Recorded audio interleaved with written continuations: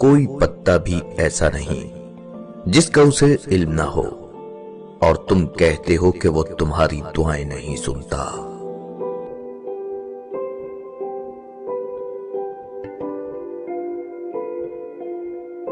इंसाफ में ताखीर, इंसाफ से इनकार है, मगर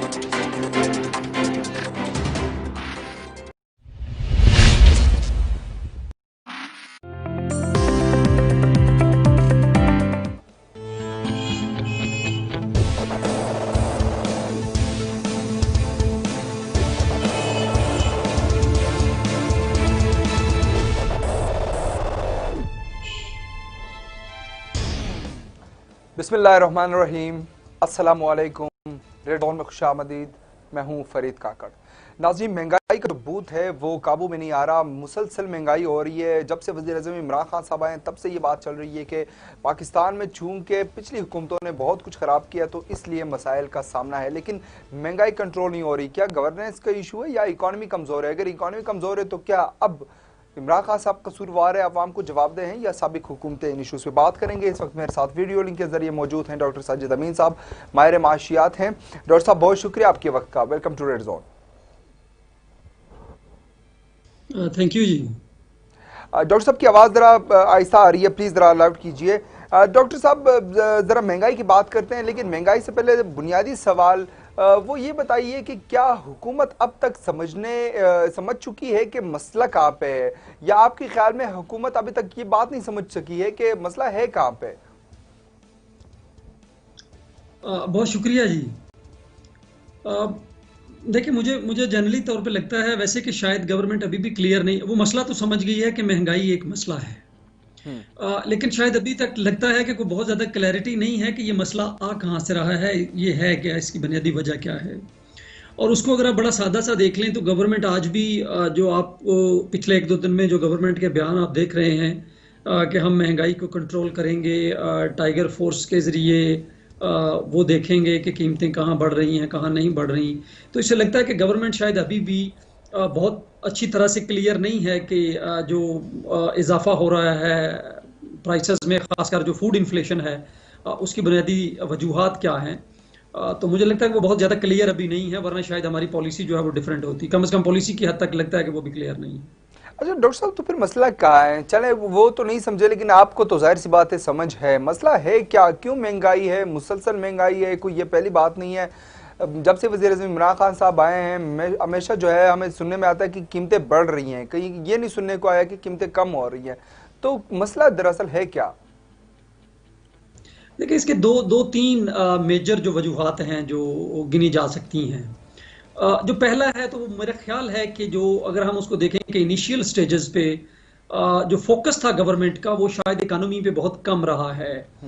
मैं बार बार पिछले 2 साल से ये बात कर रहा हूँ कि हमें पॉलिटिक्स को और इकोनॉमिक्स को बिल्कुल सेपरेट रखना पड़ेगा। तो कहीं ना कहीं ये मिक्सेशन हुई है, तो जहाँ पे वो एक जो स्टार्टिंग पीरियड था जहाँ पे इन चीज़ों को बड़ा अच्छा से कंट्रोल करना शुरू कर देना चाहिए था, तो एक तो गवर्नमेंट ने वो मिस किया। तो आपको पता है एक हम चीज़ होता है जिसको हम एक मोमेंटम कहते हैं, तो जब एक चीज़ का मोमेंटम बन जाता है उसको तोड़ना थोड़ा सा डिफिकल्ट होता है बनिस्बत उसके कि उसी चीज़ को एक इनिशियल स्टेज ही पे देख लिया जाए। तो एक तो मुझे लगता है लैक ऑफ फोकस जो है वो हुआ है। आप अगर आज की कुछ अखबारात में देखें, जो दूसरा मेन रीज़न है और जो हमारी जो नेशनल प्राइसेस मॉनिटरिंग जो कमेटी है उसका अपना जो कोट किया गया आज के अखबारात में, वो ये है कि ये वीक मैनेजमेंट और बैड गवर्नेंस का नतीजा है बेसिकली, जो खासकर जो फूड इन्फ्लेशन है। क्योंकि अगर आप करंटली देखें तो पाकिस्तान में जो इन्फ्लेशन जो लीड कर रहा है फैक्टर उसको वो फूड इन्फ्लेशन है, और उसके बारे में जो नेशनल मॉनिटरिंग जो प्राइसेस मॉनिटरिंग की जो कमेटी है उसका बयान है कि बैड गवर्नेंस है उसमें। और उसकी एक बड़ी सादा सी मिसाल है, मैं बार बार ये कह भी रहा हूँ कि जो देखें, एक तरफ तो आप एनर्जी की प्राइसेस बढ़ा रहे हैं, आप पेट्रोल की प्राइसेस बढ़ा रहे हैं इसलिए ताकि आपके रेवेन्यू के टारगेट्स पूरे हो सकें। दूसरी तरफ आप कह रहे हैं कि आप फूड इन्फ्लेशन को या ओवरऑल इन्फ्लेशन को कंट्रोल करेंगे। ये बड़ा मुश्किल होगा, क्योंकि अगर आप आम तौर पे देखें तो पाकिस्तान में रफली जो एक आम हाउस होल्ड है, एक आम जो घराना है, वो अपनी इनकम का 35% जो है वो फूड या इन चीज़ों से रिलेटेड जो जुड़ी हुई चीज़ें उन पर खर्च करता है। तो आप जब एनर्जी की प्राइसेस बढ़ाते हैं तो वो डायरेक्टली इफेक्ट करता है आपकी ट्रांसपोर्टेशन कास्ट को, आपकी पेट्रोल कास्ट्स को, जो इनपुट हैं एग्रीकल्चर के उनकी प्राइसेस बढ़ जाती हैं। तो जिसकी वजह से फूड इन्फ्लेशन जो है ये बढ़ता है। तो ये 3-4 जो मेजर फैक्टर हैं। एक और जो चौथा फैक्टर है जिसके बारे में शायद बहुत ज़्यादा मुझे लगता है कि ज़्यादा उसको इतना उसका रोल नहीं है जितना बयान किया जाता है, वो डेप्रिसिएशन है, रुपए का जो गिरना है। पाकिस्तान में देखें जो एविडेंस है वो ये सजेस्ट करती है कि जो एक्सचेंज रेट डेप्रिसिएशन है उसका इन्फ्लेशन में बड़ा कम रोल है डायरेक्टली। बट अगर आप दुनिया में ये लिटरेचर देखते हैं तो इनडायरेक्टली ये होता है कि जब आपकी बैड गवर्नेंस होती है तो जो भी ट्रेडर्स हैं या जो भी होलसेलर्स हैं जहां से भी ये है वो डेप्रिसिएशन को एज एन एक्सक्यूज इस्तेमाल करते हैं कि जी चूंकि रुपए की वैल्यू गिरी है तो हमें अब कीमतें बढ़ाना होंगी। तो वो अगेन एक पुअर गवर्नेंस का तरीका है। डॉक्टर साहब पहले दिन से जब से वज़ीर-ए-आज़म इमरान खान साहब ने हल्फ लिया है या उससे कबल भी इमरान खान साहब का ये कहना है कि चूंकि पिछली हुकूमतों की कारकर्दगी बहुत बुरी रही है, करप्शन रही है या जो भी वो वजूहात बयान करते हैं, क्या उनका भी कोई असर है या आप समझते हैं कि टोटली अब चूंकि अब इनके कोर्ट जो है बाल जो है वो उनके कोर्ट में है, अब इनको खुद खेलना होगा और अब इनको खुद साबित करना होगा कि ये कितने कॉम्पिटेंट है? देखें मुझे लगता है कि अगर तो आप चलें को मैक्रो इंडिकेटर्स की बात करें ना, जैसे करंट अकाउंट डेफिसिट हो गया शुरू में जो आया है, तो चलिए उसमें किसी हद तक आप कह सकते हैं कि चूंकि पिछली हुकूमत की जो पॉलिसी है ओवर वैल्यूएशन की या रुपए को मसनूई तौर पे मजबूत रखने का, जिसने इंपोर्ट्स को बहुत ज़्यादा बढ़ा दिया, एक्सपोर्ट्स को कम किया, तो आपका एक करंट अकाउंट डेफिसिट आया। और वो भी मुझे लगता है कि शायद इनिशियल स्टेजेस में आप पहले 6, 8, 10 माह कह सकते हैं, बट आप 2 साल के बाद तो उसको भी बेसिकली नहीं कह सकते। ये जो फूड इन्फ्लेशन है, खासकर जो इन्फ्लेशन है, मुझे नहीं लगता कि इसको आप जो साबका गवर्नमेंट है उसके ऊपर डाल सकते हैं। और मुझे लगता है कि शायद ये बुनियादी तौर पे एक कमज़ोर पॉलिसी है जिसकी वजह से शायद मौजूदा गवर्नमेंट बहुत ज़्यादा फोकस भी नहीं कर पा रही महंगाई को और इन्फ्लेशन को कंट्रोल करने के ऊपर। तो मुझे नहीं लगता कि इसको ये कोई बहुत कोई सीरियस किस्म की कोई जस्टिफिकेशन जो है वो हो सकती है फूड इन्फ्लेशन को खासकर और इन्फ्लेशन को ओवरऑल देखने की। सो मुझे लगता है गवर्नमेंट को इससे बाहर आना पड़ेगा। और यहीं पे है जहाँ पे मैं बार बार ये कह रहा हूँ कि आपको पॉलिटिक्स को और इकोनॉमिक्स को साइड पे करना पड़ेगा। आपको ये देखना होगा कि इसके फैक्टर्स क्या हैं। मसलन अगर आप देखें कि जो आपकी प्राइस कंट्रोल कमेटीज़ हैं, मुझे लगता है कि फूड इन्फ्लेशन में अगर सबसे अहम रोल होगा किसी चीज़ का तो वो ये होगा कि आपकी जो लोकल मार्केट जो प्राइस कंट्रोल कमेटीज़ हैं वो कितना इफेक्टिवली गवर्नमेंट उनको इस्तेमाल कर रही है।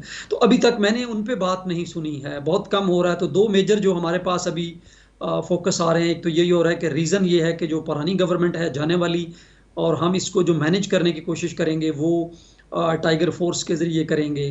तो मुझे लगता है शायद ये को बहुत ज़्यादा इफेक्टिव स्ट्रेटजी जो है वो नहीं होगी। गवर्नमेंट को शायद एक जो एग्जिस्टिंग मैकेनिज़म्स हैं प्राइस कंट्रोल के उन पे आना पड़ेगा, गवर्नेंस को इम्प्रूव करना पड़ेगा। जो आपकी टैक्सेशन पॉलिसी है उसमें आपको जो पेट्रोलियम प्रोडक्ट्स हैं, एनर्जी प्रोडक्ट्स हैं, उनकी प्राइसेस को अगर आप अगस्त में भी देखें तो शायद 3 से 4 रुपये जो है वो पेट्रोल की प्राइस में और डीजल की प्राइस में 5 रुपये के करीब जो है वो इजाफा हुआ है। वो डायरेक्टली आपको इनपुट जो एग्रीकल्चरल इनपुट है उनको बढ़ाता है और आपकी जो बाकी जो कास्ट ऑफ डूइंग बिजनेस है वो बढ़ती है, जिसकी वजह से आपका इन्फ्लेशन बढ़ता रहेगा। अच्छा डॉक्टर साहब, पहले अगर हम फूड इन्फ्लेशन की बात करें, बाकी चीज़ों में बाद में आते हैं। फूड इन्फ्लेशन की जब बात करते हैं तो ये आप चूंकि एग्रीकल्चरिस्ट तो नहीं है लेकिन बीइंग इकोनॉमिस्ट आपको जाहिर सी बात है समझ तो है। वो कहते हैं कि मौसमियाती तब्दीलियों की वजह से जो है वो पैदावार इस मरतबा या ये पिछले जितने भी अरसे में जो है वो कम हुई है। तो क्या कोई पैदावार कम होने की भी बुनियादी वजह जो है वो एक है ये फूड इन्फ्लेशन में, या आप समझते हैं कि सिर्फ ये बेड गवर्नेंस और प्राइस कंट्रोल कमेटीज जो है उनकी कारकर्दगी सवालिया निशान है? नहीं देखें, अगर आपकी कोई क्रॉप खराब हो जाती है तो और इसी तरह जिस तरह कोविड आया है, आपकी जो सप्लाई चेन है वो डिसरप्ट होती है तो ऑफ कोर्स उसका इम्पैक्ट आता है। लेकिन देखिए हमारे यहाँ ये कोई ऐसा वन टाइम इवेंट तो नहीं है। ये तो इस तरह होगा कि अगर एक दफ़ा हुआ है, पहले नहीं था, तो यकदम चूंकि एक बैड सीजन आ गया है, आपका क्लाइमेट चेंज हो गया है और वो तो देखिए क्लाइमेट चेंज तो बांग्लादेश, इंडिया, बाकी जो हमारे गिरदा में एक ही खिता है वहाँ पे भी वही क्लाइमेट होता है जो हमारे यहाँ होता है। उनकी भी जो क्रॉप्स हैं वो वही हैं जो हमारी हैं, वही एग्रीकल्चर प्रैक्टिसेस हैं, ट्रेडिशनल एग्रीकल्चर है। तो मुझे लगता है इसका अगर रोल है भी है तो बड़ा कम है। मेजर रोल शायद हमें जो गवर्नेंस है, जो ओवरऑल बाकी जो फैक्टर्स हैं उनको शायद इंप्रूव करने की जो है वो जरूरत पड़ेगी। इसको डॉक्टर साहब सॉरी, जाहिर सी बात है इमरान खान साहब तो नहीं चाहते कि महंगाई हो, उनकी टीम आप समझते हैं कि समझने में कासिर है, उनको समझ नहीं आ रही कि उसको कैसे कंट्रोल करना है, या IMF के साथ जो हमारे मुआहदे हुए हैं वो भी असरअंदाज हो रहे हैं इन इशूज़ पे? क्योंकि पॉलिटिक्स असाइड वज़ीर-ए-आज़म इमरान खान साहब ये तो नहीं चाहेंगे ना कि महंगाई हो या आवाम को मसाइल हो, तो फिर इस मसले को ओवरऑल आप कैसे देखेंगे? क्या कि जो हमारी माशी टीम है उनकी पॉलिसीज जो है वो नाकिस है या कोई और इशू है? देखिए, इसमें तो ये तो बड़ी कॉमन सी बात है कि कोई भी हुकूमत कभी भी नहीं चाहेगी कि महंगाई हो। किसी भी हुकूमत के लिए जो सबसे बड़ी आप कह लें कि जो प्रॉब्लम हो सकती है वो यही होता है, महंगाई का बढ़ना। तो इसलिए वो चाहे मौजूदा हुकूमत हो या चाहे कोई भी और हुकूमत हो, कभी भी नहीं चाहेंगे कि जो है वो बढ़े। लेकिन हमारे यहाँ जैसे हम बात कर रहे हैं और आपने भी उसकी तरफ इशारा किया, हमारे यहाँ कुछ स्ट्रक्चरल इशूज़ हैं। हमारा ये जो मौजूदा इन्फ्लेशन है ये स्ट्रक्चरल इश्यूज की वजह से हो रहा है। एक दो मैंने इशारा भी किया। इसी तरह जैसे आपने बात की IMF के प्रोग्राम की, तो वहां पे देखें, जब हम एक रेवेन्यू टारगेट्स को रख रहे हैं और जो 1000 बिलियन ज्यादा है, अगर आप लास्ट बजट देख लें जो कि कोरोना के बाद आया है, उसमें भी हमने बगैर टैक्सेस को बढ़ाए, हमने टैक्सेस नहीं बढ़ाए और हमने कहा कि हम पिछले साल की निस्बत 1000 बिलियन रुपया ज्यादा जमा करेंगे। अब देखिए, वो कहीं से तो आना है, वो कहां से आएगा? वो बेसिकली इस साल जो ज्यादा से ज्यादा आएगा वो एनर्जी की प्राइसेस बढ़ाने से आएगा। वो बड़ा आसान जो एक है उसमें, क्योंकि कहीं और से लग नहीं रहा। पिछले साल अगर आप देख लें तो वो इंटरेस्ट रेट से बहुत ज्यादा आया था, क्योंकि हमारा इंटरेस्ट रेट अगर पिछले साल आप देखें तो वो 13.25% तक चला गया था, जो अभी 7% पे आ गया हुआ है। तो वो जो अर्निंग थी गवर्नमेंट की 400-450 बिलियन जो स्टेट बैंक से आ गया था, इस साल वो भी नहीं आएगा। तो अगर आपने टैक्सेस भी नहीं बढ़ाए हैं और आपने 1000 बिलियन का टारगेट भी ज्यादा रखा है, तो ये बड़ी कॉमन सी बात है कि आप उनको बड़े जो इजी कम जो तरीके हैं उनके ऊपर ही फोकस कर रहे होंगे। और उसमें से एक है एनर्जी और पेट्रोलियम की प्राइसेस को बढ़ाना, और इसीलिए वो बार बार बढ़ाई जाती हैं। जब भी आपको लगता है कि आप अपने टारगेट से थोड़ा पीछे रह रहे हैं, कुछ कमी आ रही है, तो आप फौरन शिफ्ट हो जाते हैं उसके ऊपर। तो ये कुछ इस तरह के हमारे यहाँ स्ट्रक्चरल इश्यूज हैं। और मुझे लगता है कि IMF का जो प्रोग्राम है, जो जाहिर अगर हम दोबारा उसको स्टार्ट करते हैं, तो हमारी ये जो petrol prices, energy prices, subsidies को कम करना, आप जब एग्रीकल्चर सब्सिडीज को कम करते हैं तो ऑफ कोर्स उसका इम्पैक्ट जो है वो प्राइसेस के ऊपर आएगा। और अगर आपका फूड इन्फ्लेशन बढ़ता रहेगा तो आप दूसरा जो आपका ओवरऑल इन्फ्लेशन है, हेडलाइन इन्फ्लेशन है, उसको कंट्रोल करना बड़ा मुश्किल होगा। तो हमारे कुछ स्ट्रक्चरल इश्यूज हैं बेसिकली इसमें। और आपकी ये बात दुरुस्त है कि कोई भी गवर्नमेंट जो है वो नहीं चाहेगी, लेकिन हर गवर्नमेंट का ये प्रॉब्लम होता है और उसको जो बुनियादी फंडामेंटल रूल्स हैं किसी भी प्रॉब्लम को देखने के, उन्हीं के ऊपर अमल करते हुए देखना होता है।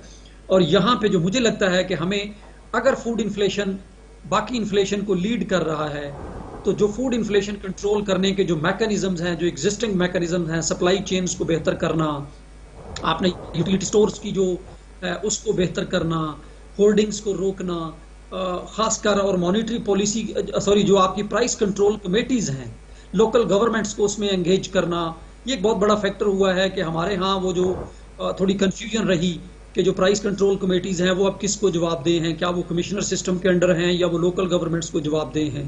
तो उसकी वजह से उनका जो रोल है वो इतना इफेक्टिवली नहीं हो पाया पिछले एक आध साल में, जो कि उनका ट्रेडिशनली रहा है। इन्हीं प्रॉब्लम्स के अंदर रहते हुए गवर्नमेंट को ये काम करना होगा। बट डॉक्टर साहब, जो इमरान खान साहब की मौजूदा माशी टीम है, ये मौजूदा गवर्नमेंट की रिस्पॉन्सिबिलिटी है इसको फिक्स करना। इसको आप बड़ी जिम्मा नहीं हो सकते पीछे डाल के, जब तक होते रहेंगे आप एक्शन नहीं ले पाएंगे। ठीक है।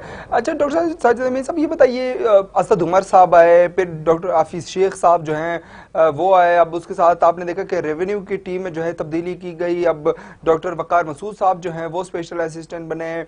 क्या जो पॉलिसीज हैं, आप बीइंग इकोनॉमिस्ट मुतमईन हैं, चले लॉन्ग टर्म के लिए ही सही? क्योंकि इमरान खान साहब या उनकी गवर्नमेंट से जब भी हम पूछते हैं तो वो ये कहते हैं कि 70 सालों के ये मसाइल हैं, इनको वक्त लगेगा इन चीज़ों को दुरुस्त डायरेक्शन में रखने के लिए। तो क्या अब जो पॉलिसीज हैं, क्या वो दुरुस्त डायरेक्शन में फॉर लॉन्ग टाइम एक विजनरी चीज़ को देखते हुए, एक विजन को देखते हुए, क्या ये दुरुस्त रास्ते पे गामजन है, या आपके ख्याल में यहाँ भी कोई मसाइल मौजूद है?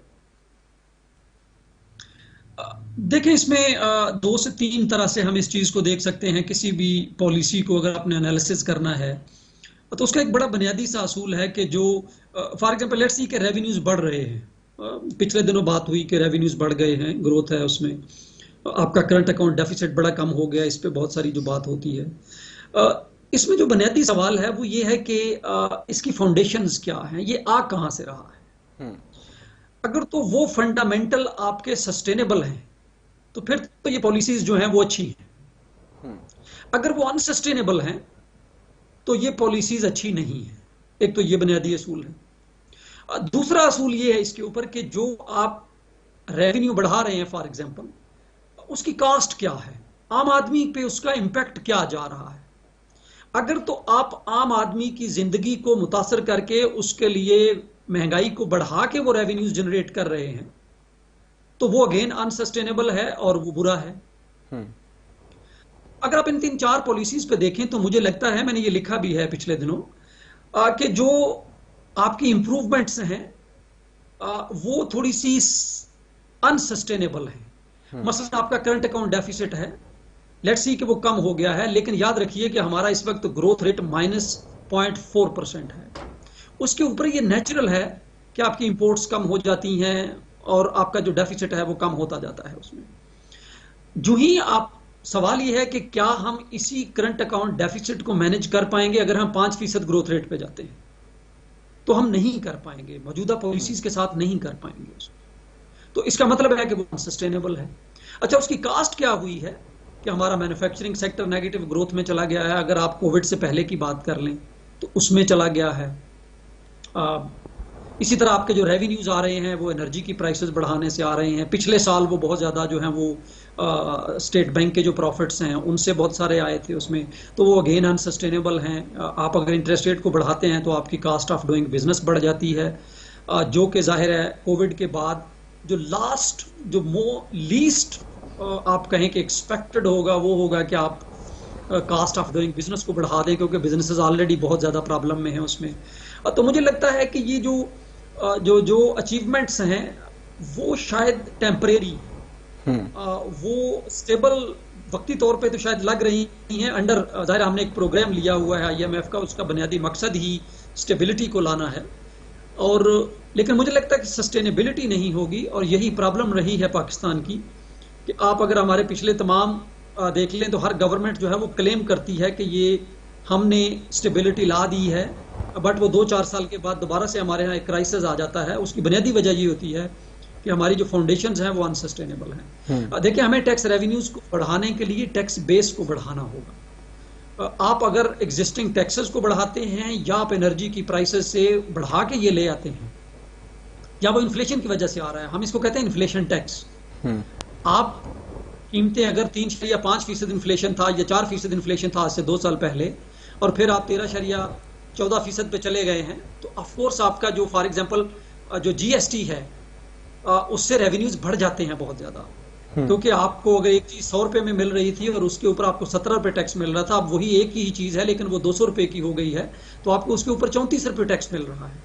तो आपकी जो रेवेन्यू ग्रोथ है वो अनसस्टेनेबल फाउंडेशंस के ऊपर है। तो हमें उसको देखना पड़ेगा कि आपकी ये सोर्सेज जो हैं वो ये कहाँ से आ रहे हैं। तो इसके कॉन्टेक्स्ट में अगर आप देखें तो शायद मौजूदा जो पॉलिसीज हैं उनको ज़ाहिर है बेहतर करने की ज़रूरत है।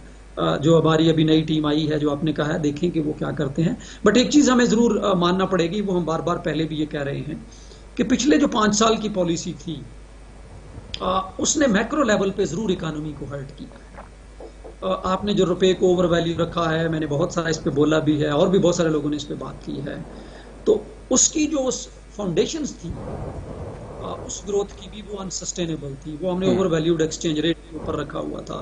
तो उस हद तक तो गवर्नमेंट किसी हद तक ठीक है, बट मुझे लगता है कि 100% अगर आप उसको शिफ्ट करेंगे रिस्पॉन्सिबिलिटी को 2 साल के बाद, वो शायद बहुत ज़्यादा एक्सेप्टेबल भी नहीं होगी और रीजनेबल भी नहीं होगी। ठीक है। अच्छा डॉक्टर साहब, बिल्कुल मेरा लास्ट सवाल है। अब मसला ये है कि पॉलिटिकल इंस्टेबिलिटी आती है तो जाहिर सी बात है इकोनॉमी पे उसके डायरेक्ट असरात होते हैं। एक दोबारा से लहर चलेगी, अब धरने होंगे, जलसे होंगे, पॉलिटिकल इंस्टेबिलिटी होगी, जाहिर सी बात है इकोनॉमी मजीद नीचे जाएगी। आप क्या समझते हैं, वक्त कम है इमरान खान साहब के साथ, अवाम के मसाइल दिन ब दिन बढ़ रहे हैं, इशूज़ ये हैं कि महंगाई है, ये तो चले महंगाई से, लेकिन मसला ये है कि लोगों की इनकम भी कम हो रही है, ये उससे भी बड़ा इशू है। तो आप क्या समझते हैं, या जो अगले 1-1.5-2 साल रह गए इमरान खान साहब के साथ, क्या ये जो मसाइल आपने बयान किए इनका हल आखिर क्या है? देखिए, जो जलसे जुलूस की आप बात कर रहे हैं वो एक सियासी क्वेश्चन है, और ऑनेस्टली स्पीकिंग जाहिर है मैं उस तरह से उस कॉन्टेक्स्ट में नहीं देख सकता कि उसको करना चाहिए या नहीं करना चाहिए, टू बी वेरी ऑनेस्ट। मेरा अपना सवाल, आप इससे मैं ज़रूर एग्री करता हूँ कि पॉलिटिकल इंस्टेबिलिटी जब भी आती है तो प्रॉब्लम्स जो हैं वो आती हैं उसमें बेसिकली। लेकिन अगर आप देखें पिछले 1-2 साल में, तो जब आपके पास पॉलिटिकल स्टेबिलिटी थी भी तो भी ये प्रॉब्लम्स जो हैं वो आती रही हैं उसमें। तो इसका एक बुनियादी सिंपल सा जो लेसन है वो यही है कि कहीं ना कहीं वो स्ट्रक्चरल प्रॉब्लम्स हैं जिनको हमें देखना पड़ेगा। और उसमें जो पहली चीज़ मैं ये कर रहा हूँ, जो मेरी बेसिकली प्रपोजल होती है, ये सजेशंस होती है, और जहाँ से मैंने आपकी से ये बात स्टार्ट की थी कि आप सियासत को और इकोनॉमिक्स को अलग कर दें। जब तक आप ये नहीं करेंगे ये प्रॉब्लम्स आती रहेंगी। तो आप इकोनॉमी को बिल्कुल सेपरेटली पढ़ें। और मेरी अपनी अंडरस्टैंडिंग ये है कि शायद हम पहले ही बहुत लेट हैं। हमें जो इकोनॉमिक प्रॉब्लम्स हैं उनको इकोनॉमिक कॉन्टेक्स्ट में देखना पड़ेगा, क्योंकि जब तक आप किसी चीज़ को सही डायग्नोज नहीं करेंगे आप उसका सही तरह से जो सोल्यूशन है वो नहीं दे सकते। तो पहला तो एक तो ये है कि आप इकोनॉमिक्स और पॉलिटिक्स को बिल्कुल सेपरेट कर दें। दूसरे नंबर पे अगर आप वो मॉनिटरी जो नेशनल प्राइसेस मॉनिटरिंग कमेटी है उसी की रिकमेंडेशन को ले लें, तो हमें जो अपनी मैनेजमेंट है और जो गवर्नेंस है उसको इम्प्रूव करना पड़ेगा। खासकर जो आपकी इकोनॉमिक गवर्नेंस है उसको इम्प्रूव जो है वो करना पड़ेगा। और याद रखिए मार्केट्स जो है वो फियर क्रिएट करने से नहीं चलती। आपको जो एग्जिस्टिंग रूल्स ऑफ बिजनेसेस हैं उसके अंदर रहते हुए इस प्रॉब्लम को देखना पड़ेगा। जब भी आप उस रूल्स ऑफ बिजनेसेस से बाहर जाएंगे तो आप पैनिक क्रिएट करेंगे। जब आपका पैनिक क्रिएट होता है तो आप प्रॉब्लम सॉल्व करने की बजाय वो वक्ती तौर पे शायद उसको आप दबा लेते हैं, बट वो ज़्यादा शिद्दत से जो है वो बाहर आती है। इन्फ्लेशन के कॉन्टेक्स्ट में 2 चीज़ें हमें बड़ी अहम होंगी करना। सबसे पहले प्राइस कंट्रोल कमेटीज़ को इफेक्टिवली यूटिलाइज करें at the grass root level, उनको एम्पावर करें, स्ट्रेंथन करें, उनको कॉन्फिडेंस दें और उनको यूज़ करें। ये पहला उसमें होगा। और जो फाइनल है वो शायद मुश्किल है, बट हमें रेवेन्यूज़ को, टारगेट्स को पूरा करने के लिए इकोनॉमिक पॉलिसी में बड़ा एक फंडामेंटल चेंज लाना पड़ेगा अगले 1-2 साल में, जब भी आप करना चाहें कि आपको टैक्सेस को, अगर टारगेट्स को मीट करना है तो टैक्स बेस को बढ़ाइए। आप एनर्जी, पेट्रोल, डीजल, बिजली, इन चीज़ों के ऊपर अगर आप बढ़ा के तो आप टारगेट तो मीट कर लेंगे, बट ये जो प्रॉब्लम जिसकी हम आज बात कर रहे हैं, इस तरह की बहुत सारी और जो प्रॉब्लम्स हैं वो आती रहेंगी।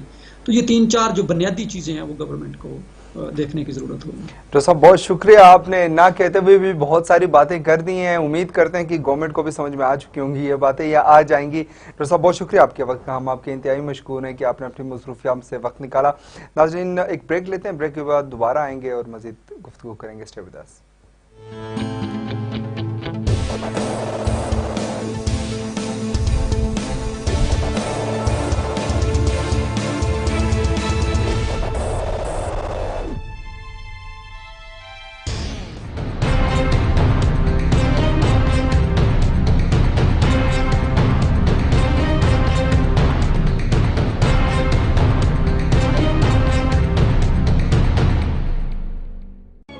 तीन चीजों को कभी मत छोटा समझना: कर्ज, फर्ज और मर्ज।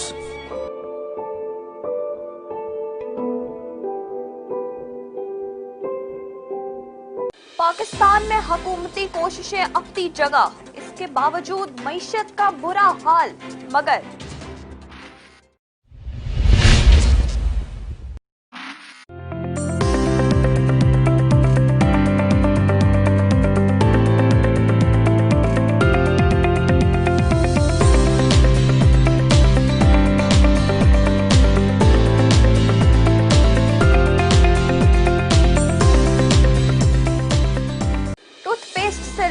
गाड़ी तक पर टैक्स, हुकूमत गरीब, खजाना खाली।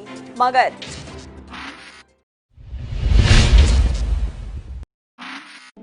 किसी की तहज्जुद भी काम नहीं आती और किसी की कज़ा भी कबूल हो जाती है। सारी बात नीयत की होती है।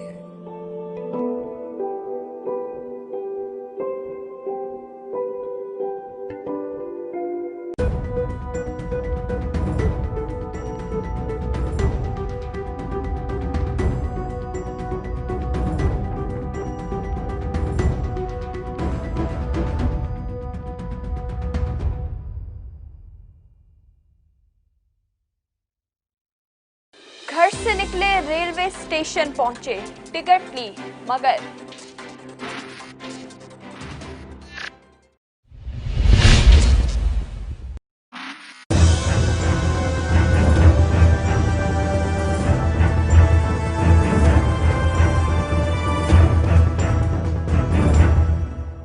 निजाम तालीम लॉर्ड में काले का बनाया हुआ। तालीम महंगी, किताबें महंगी, स्कूल घरों में, मगर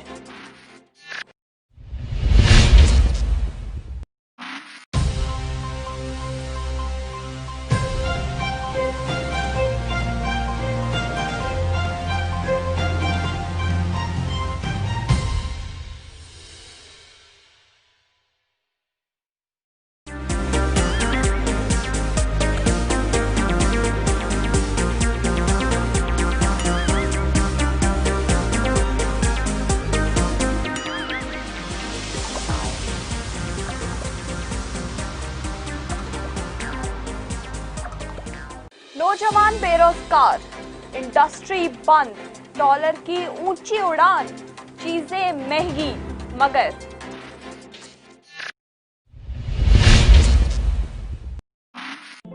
दरख्त से गिरने वाला कोई पत्ता भी ऐसा नहीं जिसका उसे इल्म ना हो, और तुम कहते हो कि वो तुम्हारी दुआएं नहीं सुनता।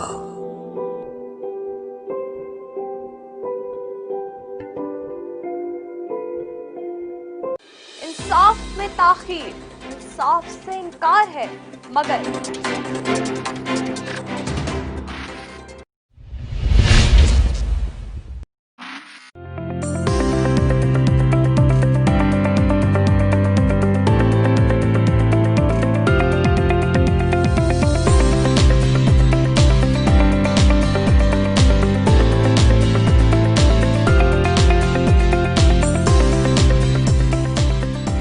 दुकानदार ने रेट लिस्ट आवेजा कर दी, अशिया के निर्ख कम, मगर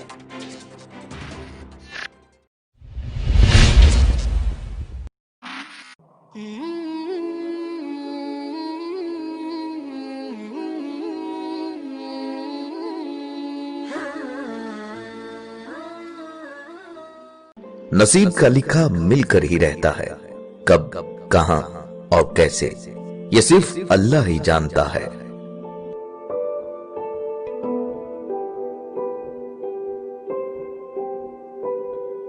राह चलता गाड़ी वाला साइकिल वाले को मारता है, साइकिल वाले के आंसू खून के हैं, मगर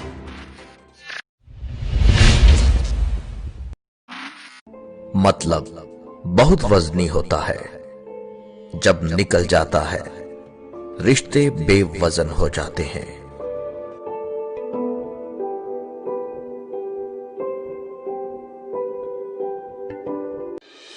वजीर आजम इमरान खान तब्दीली का तारुफ कुनंदा, मगर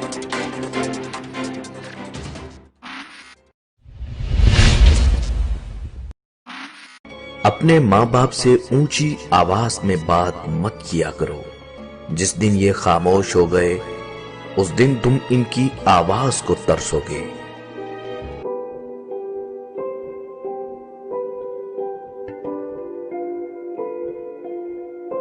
परेशानी में मजाक और खुशी में ताना मत दो, क्योंकि इससे रिश्तों में मौजूद मोहब्बत खत्म हो जाती है।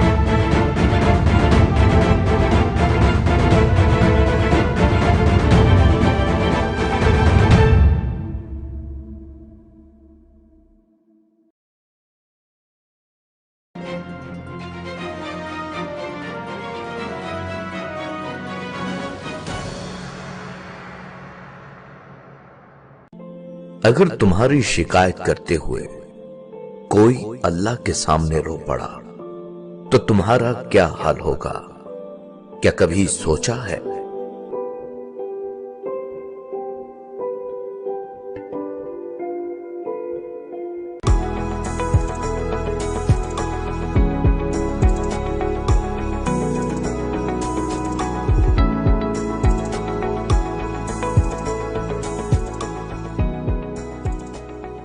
औरत माँ, बहन, बेटी, औरत का तकद्दुस मजहबी फरीजा, औरत मर्द के शाना बशाना, गाड़ी के दो पहिए, मगर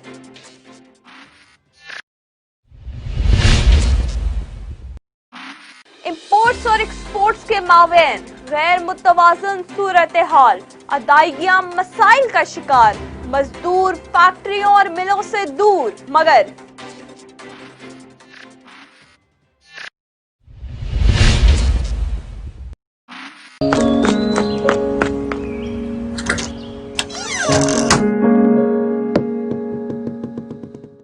अम्मी पानी पिला दे। ये लो। अली रुको, पानी बैठकर और सीधे हाथ से पीना चाहिए। क्यों अम्मी? हमारे प्यारे नबी हजरत मोहम्मद सल्लल्लाहु अलैहि वसल्लम ने फरमाया, जिसका मफहूम है पानी पीने से पहले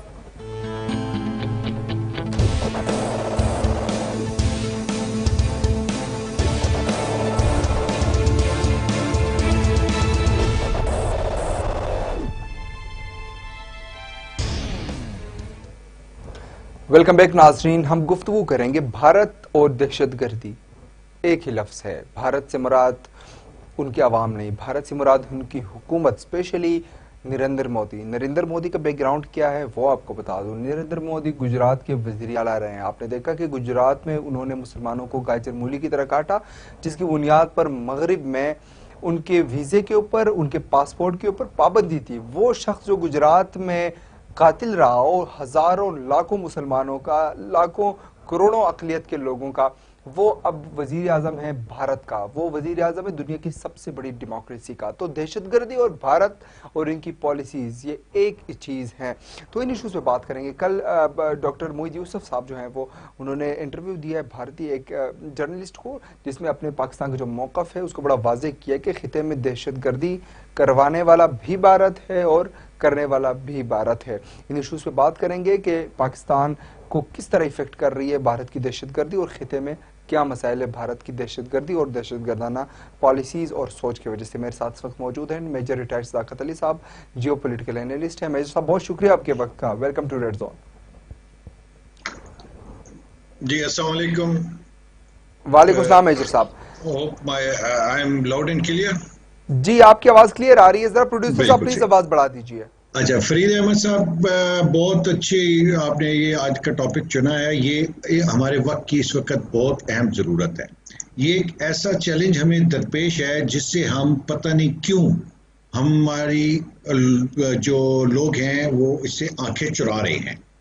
सीधी सी बात है कि इस वक्त पाकिस्तान के खिलाफ जो हिंदुस्तान हरकतें कर रहा है या उससे करवाई जा रही हैं, ये दोनों चीज़ों पे बहुत गौर और बहुत ही इसकी एक ज़बरदस्त किस्म की रिस्पांस की ज़रूरत है। नहीं तो ये चीज़ें हमारे हाथ से, हमारे कंट्रोल से बहुत जल्दी निकल सकती हैं।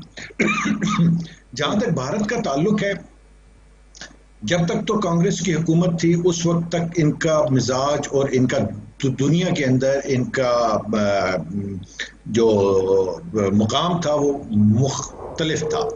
आज जब ये गुजरात के कसाई की हुकूमत है, मोदी की हुकूमत है, जिसने खुल्ला बरहना जारियत का ना सिर्फ इर्तिकाब कर रहा है, ना सिर्फ मुसलमानों के खिलाफ, ईसाइयों के खिलाफ, सिखों के खिलाफ एक नफरत का इस्तिआरा बन के वो इस वक्त दुनिया के ग्लोब के ऊपर इस वक्त वो एक नफरत का इस्तिआरा बना हुआ है। अब मसला ये है, पाकिस्तान अल्हम्दुलिल्लाह, पाकिस्तान की अवाम और अफवाज और इसकी एजेंसीज मोदी और इस जैसे इनके गुमाश्तों को बहुत अच्छी तरह डील करना जानते भी हैं, पहले करते भी रहे हैं। लेकिन एक सूरत हाल कुछ इस वक्त बैनुल अक़वामी और कुछ हमारी ऐसी है कि जो हमारी ग्रेटर पॉलिसी ऑफ रिस्ट्रेंट है पाकिस्तान की, उसको ये हमारी कमजोरी पे महमूल कर रहे हैं।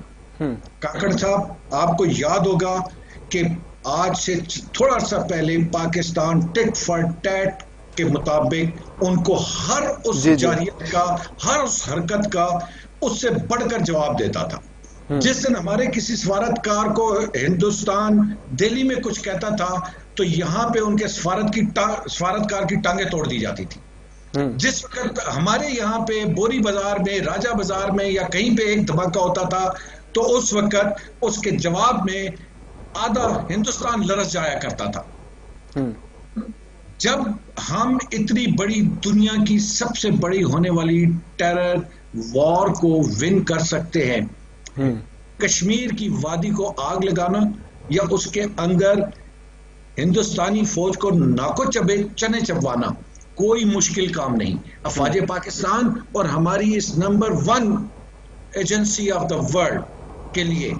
लेकिन इस वक्त जो हुकूमत पाकिस्तान का एक बहुत ही इखलाकी हमारा आप समझ लें कि स्टैंडिंग है कि हमने इस वक्त एक किसी भी कॉन्फ्लिक्ट में नहीं जाना और हम चाहते हैं कि एक अमन और रिस्ट्रेंट के साथ अपने आप को उस नफरत के समंदर में ना बहने दें जिसमें इस वक्त मोदी और बीजेपी सरकार बह रही है।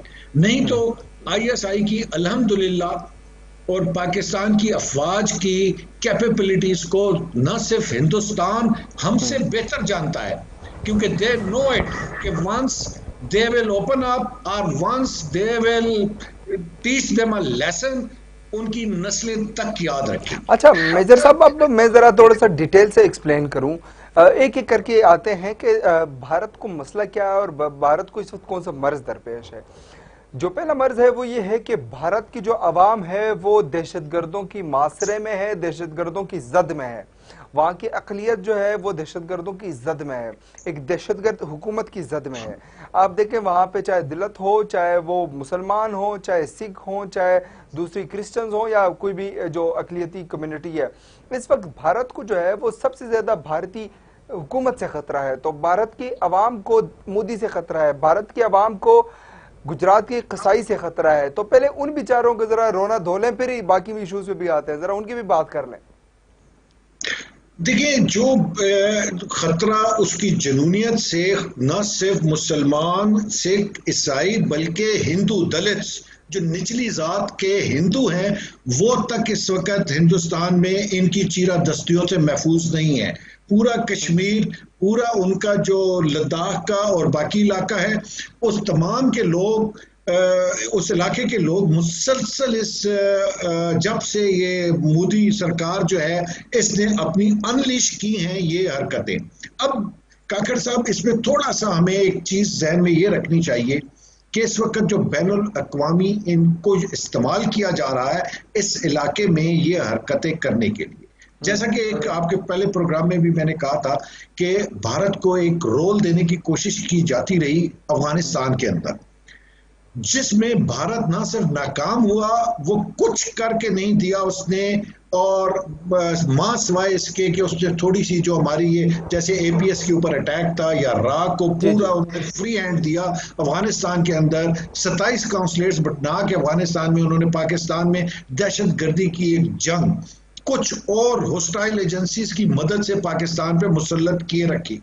लेकिन आफरीन है हमारी अवाम पे, हमारे मुल्क की इस जो स्टेडफास्टनेस है फोर्सेस की और हमारी एजेंसीज की, कि ना सिर्फ हमने इसको थॉट बैक किया, इसको इससे नबर्द आजमा हुए, इसको हमने बल्कि सुरखरू होकर निकले। आज भी मैं आपको गारंटी से बताता हूं कि यूनाइटेड स्टेट्स ऑफ अमेरिका और ब्रिटिश के वॉर कॉलेजेस के अंदर वॉर ऑन टेरर के ऊपर पाकिस्तान की ये रिसांस पढ़ाई जाती है एज ए सिलेबस कि किस तरह आज के दौर में, इस सदी में, इस वॉरफेयर के साथ पाकिस्तान ने तने तनहा अपनी विल के ऊपर उनको डिफीट किया और उनके साथ मुकाबला किया। अब उनका वो जब रोल खत्म होता नजर आ रहा था उनको, तो उन्होंने ये जो आपके कश्मीर का और बाकी अपने इलाके के अंदर उन्होंने ये शुरू किया, जिससे एक साफ चीज जाहिर है कि जो वेस्ट में या जो भी एजेंसीज इनसे कोई रीजन में काम लेना चाहती हैं, नंबर एक ये कुछ भी परफॉर्म नहीं कर सके, मां सिवाय इसके कि अपनी नफरत और अपने मुल्क को मजीद खतरों में झोंक दिया। खतरों में ऐसे कि आज अगर पाकिस्तान एक एक्सट्रीम रेस्ट्रेंट की अगर पॉलिसी को आज अगर ये बलाए ताक रख दे और इसी तरह रिस्पॉन्ड करने लगे, तो फिर अगर यही एजेंसीज और यही आर्मी अगर अफगानिस्तान में यूएसएसआर को शिकस्त दे सकती हैं, एक बहुत बड़ी इंटेलिजेंस एजेंसीज के गठ को अफगानिस्तान में पाकिस्तान के खिलाफ जो इस्तेमाल हो रहा था उसको शिकस्त दे सकती हैं, ये राह और इनके ये किराए के फौजी ये किस खेत की मूली हैं। अच्छा मेजर साहब, वो बातें आपकी बिल्कुल दुरुस्त हैं। हम जरा कोशिश करते हैं कि भारत की जो दहशतगर्दी है उसको दुनिया के सामने रखें, दुनिया को बताएं, नाजरीन को बताएं। तो हम एक एक मुल्क को लेकर चलेंगे और बताएंगे कि वहाँ भारत ने क्या क्या दहशतगर्दी की, और आखिर में हम पाकिस्तान के ऊपर आएंगे और पाकिस्तान में जो कुछ हो रहा है उसके ऊपर बात करेंगे। मेजर साहब, जरा अगर हम बात करें भारत के हमसाये मुल्क श्रीलंका का, आप श्रीलंका में देखें तमिल टाइगर्स हो या चर्च के ऊपर हमला, भारत मुलविस, तो वहाँ क्या मसला है? एक जरा मुख्तसरन बताइएगा, फिर उसके बाद नेपाल, मालदीव्स, अफगानिस्तान और उसके बाद बाकी मुल्कों में भी बात करते हैं। आपने देखा कि जो चर्च के ऊपर हमला हुआ, भारत उसमें मुलविस निकला। आप देखें तमिल टाइगर के साथ क्या किया, वहां क्या मसला है उनको? देखिए, श्रीलंका ले लें आप और उसके किसी भी पड़ोसी मुल्क, उसकी ये जो उसकी हेजमोनिक पॉलिसीज हैं, जो दूसरे को जेर करने वाली पॉलिसीज हैं, उसने सबके नाक में दम कर रखा है। श्रीलंका आज पाकिस्तान का दोस्त क्यों बना? क्योंकि जब ये तमिल टाइगर्स की प्रॉपर इन्होंने सपोर्ट की और श्रीलंका में एक बदअमनी और खाना जंगी की कैफियत पैदा किए रखी, तो अल्हम्दुलिल्लाह अफवाज पाकिस्तान और पाकिस्तान ने उनकी मदद की और उनको उस दलदल से निकाला। और आज वो इसका बरमला इजहार करते हैं। काकड़ साहब, अगर आपको याद हो कि बांग्लादेश में जो मुक्ति बानी का रोल था, जिस तरह इन्होंने मुक्ति बानी को इस्तेमाल किया था, वो एग्जैक्टली इस वक्त मुख्तलिफ ममालिक में अपना वही गंदा और घिनौना खेल दोबारा से खेलना चाह रहे हैं अपने मुख्तलिफ ममालिक में। उस वक्त गेम प्लेयर्स और थे इंटरनेशनल, अब इनके साथ गेम प्लेयर्स कुछ और हैं। अब एक जो अगर आप इसको एक बिगर सिनेरियो में देखें, अमेरिका एंड चाइना की जो रिफ्ट है, उसके अंदर अमेरिका कहीं समझ रहा है कि शायद हिंदुस्तान डिलीवर कर पाए कुछ ना कुछ चाइना के खिलाफ, जबकि हिंदुस्तान ने हर मैदान में अपनी ना सिर्फ कमजोरी और ना एहलियत का सबूत दिया है, और इंतहाई भोंडे अंदाज में तमाम ऑपरेशन, इवन के अब उनको नेपाल के अंदर जिस सूरत हाल का सामना है, और बाकी जो नागालैंड, मिजोरम, असम, भूटान हो, नेपाल हो, मालदीव्स हो, श्रीलंका हो, अफगानिस्तान हो, चाइना हो, भारत हो, दहशतगर्दी मुसलसल जहां जहां हुई है उसमें भारत मुलविस निकला है। इंस्टेबिलिटी जहां जहां हुई है भारत मुलविस निकला है। पाकिस्तान की अगर हम बात करें, यहाँ पे कुलभूषण यादव ये बात करते हैं कि पाकिस्तान जो है वो स्पॉन्सर कर रहा है। भाई हम करें ना करें, आपको तो यहाँ से दहशतगर्द पकड़ा गया है। हमारी एजेंसीज को सलाम है कि उन्होंने आपका दहशतगर्द पकड़ा, दुनिया को दिखाया और इकरार भी उसने किया कि मैं यहाँ पे दहशतगर्दी करवाने के लिए आया। गुज़िश्ता दिनों जो हमला हुआ स्टॉक एक्सचेंज पर, उसमें भी भारत मुलविस निकला। आपने देखा कि वो जो भी सो कॉल्ड एक ऑर्गेनाइजेशन है जिसको बीएलए फंड कर रहा है, जिसको बीएलए फीड कर रहा है, वो यहाँ पे दहशतगर्दी कराने की नाकाम कोशिशें कर रहा है। एक आध तो जो उन्होंने कोशिश की, आइंदा वो भी इंशाल्लाह वो नाकाम होगी। तो मेजर साहब, इसका अब हल क्या होगा? भारत को और भारतीय अवाम को हम कैसे छुटकारा दिलाएंगे इस दहशतगर्द हुकूमत से? देखिए, इसका थोड़ा सा इदराक हमारी एजेंसीज को और पाकिस्तान की डिफेंस से रिलेटेड सिस्टम्स को उसी वक्त हो गया था जिस वक्त कुछ सीक्रेट मूवमेंट्स ऑफ दाइश की मार्क्ड हेलीकॉप्टर्स की मूवमेंट हुई शाम के इलाके और उस एरिया से दाइश के एलिमेंट्स को उठा के अमेरिकन CIA और रॉ के एक जॉइंट ऑपरेशन के तहत अफगानिस्तान के अंदर शिफ्ट किया गया। अब अफगानिस्तान में उनका हदफ क्या था? पाकिस्तान और अफगानिस्तान में जो तालिबान अपनी हक के खुद इरादी के लिए और अपनी आज़ादी के लिए जंग लड़ रहे थे अमेरिकन फोर्सेस के खिलाफ, अब साथ ही उनको जो ट्रेनिंग की और बाकी लॉजिस्टिक की फैसिलिटीज बाकायदा तौर पे मैं आज आपके इस प्रोग्राम में 100% वसूख के साथ बता रहा हूं कि इस वक्त दाइश का रीजनल हेडक्वार्टर किसी खौफ की वजह से अफगानिस्तान से शिफ्ट होके हिंदुस्तान जा चुका है। और इसके अजीत डोवल साहब जो हैं, और ये इनकी जो डॉक्ट्राइन है कि ये कुछ वहां पे दाइश को मुनज़्ज़म करके जो भी हमारे ये पाकिस्तान, अफगानिस्तान, बांग्लादेश और बाकी जो मुस्लिम ममालिक की वो जगह हैं, उन सब के ऊपर उनको इस्तेमाल करके इधर बदअमनी और स्पेशली कश्मीर के अंदर। अच्छा, फिर दूसरे एक और जो सबसे भयानक बात और गंदी गेम ये लोग खेल रहे हैं वो ये है कि इसमें जो अपने हिंदुस्तान के मुसलमान कुछ को ये रिक्रूट करके दाइश के अंदर शामिल कर रहे हैं ताकि कल को उसका एक सॉर्ट ऑफ सबूत के तौर पे वो पाकिस्तान के खिलाफ ये इल्ज़ाम लगाएं कि ये मुसलमान पाकिस्तान ने ट्रेन किए थे।